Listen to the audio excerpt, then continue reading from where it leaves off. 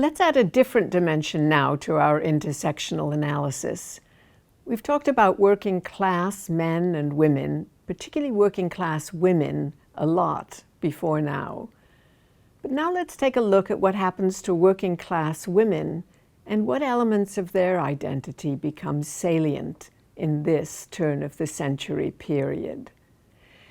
Note that the ideas and practice of marriage once again takes a different shape in the imagination of working class and especially of the immigrant working class. For them, marriage is often conceived as an escape, a way out of the daily grind of wage work, an opportunity to care for a home and to look after children. In practice, few working class women ever fully escaped the workforce. Most poor women who lived in large cities and mill towns spent their lives moving in and out of the wage labor force. Sewing machine operators tended to drop out of the labor force while their children were small, but even then, they often worked sporadically, occasionally for a year or two, between children or until children grew old enough to contribute to the family support. Not infrequently, immigrant women supplemented the earnings of their partners by sewing at home or taking in laundry. Those with a bed to spare routinely took in boarders for whom they cooked and cleaned. Most families, except for those of skilled men, required extra income to survive. Thus, middle-class women who viewed the lives of wage-earning women as inimical to the well-being of healthy families had a point. They feared for the health of young girls who survived on inadequate food and without moral supervision, and they worried about mothers pushed to the limits of exhaustion.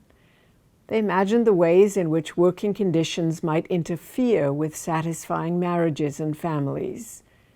In the late 19th century, after working women like working men failed to persuade the courts to regulate the hours and working conditions of all workers, workers pushed for trade unions to protect them.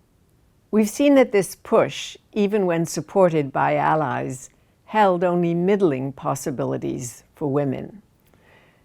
But when women of the middling sort, led by Florence Kelley and the National Consumers League, agitated for protective labor legislation for women only, the strategy proved successful. In 1908, a path-breaking Supreme Court decision known as Muller v. Oregon changed the trajectory of women's relationship to the Constitution.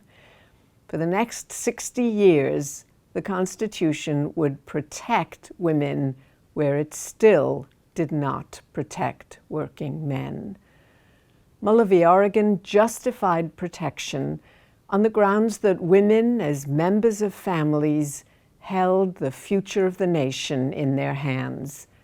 It didn't matter that many women would never be either mothers or wives. In different ways and according to their own lights, 2/3 of the states, soon after Muller, limited the hours women could work, prevented them from working at night or in certain kinds of jobs, and briefly demanded that they be paid a minimum wage. These laws applied to all women in regulated industries, married and single, mothers and non-mothers.